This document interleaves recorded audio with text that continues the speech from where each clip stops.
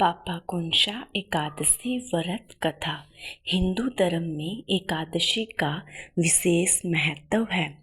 हर मास के कृष्ण और शुक्ल पक्ष की एकादशी तिथि को व्रत रखा जाता है और हर एक एकादशी का अपना अपना महत्व है। ऐसे ही अश्विन मास के शुक्ल पक्ष की एकादशी तिथि को पापाकुंशा एकादशी के नाम से जानते हैं।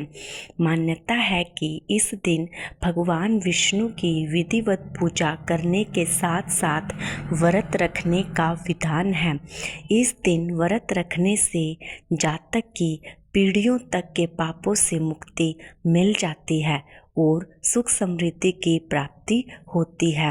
और पापाकुंशा एकादशी के दिन व्रत रखते हैं तो इस व्रत कथा का पाठ अवश्य करना चाहिए। पापाकुंशा एकादशी व्रत कथा।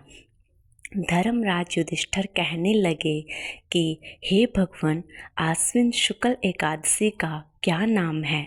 आप कृपा कर इसकी विधि और फल कहिए। श्री कृष्ण कहने लगे कि हे युधिष्ठिर, पापों का नाश करने वाली एकादशी का नाम पापाकुंशा एकादशी है।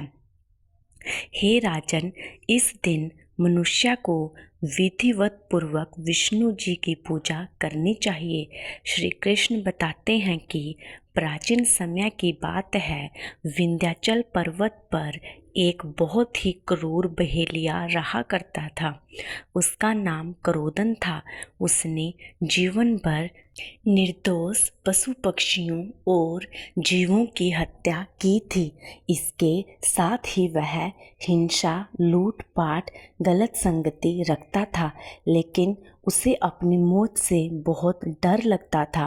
बुरे कर्मों में जीवन व्यतीत करने की वजह से जब उसका अंत समय आया तो यमराज के अति भयानक दूत उसे अपने साथ नरक ले जाने के लिए आ गए।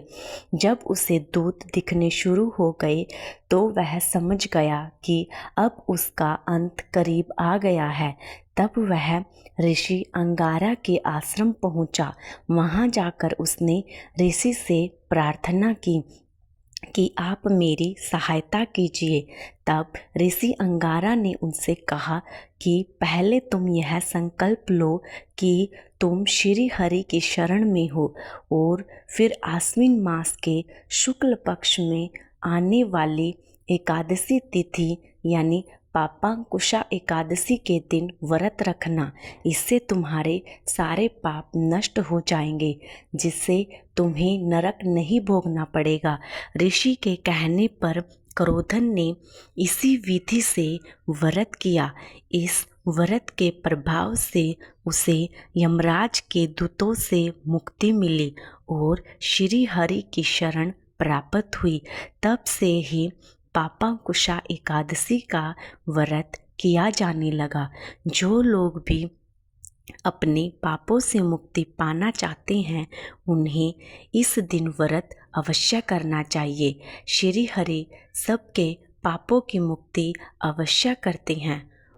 ओम नमो भगवते वासुदेवाय नमः। ओम नमः शिवाय।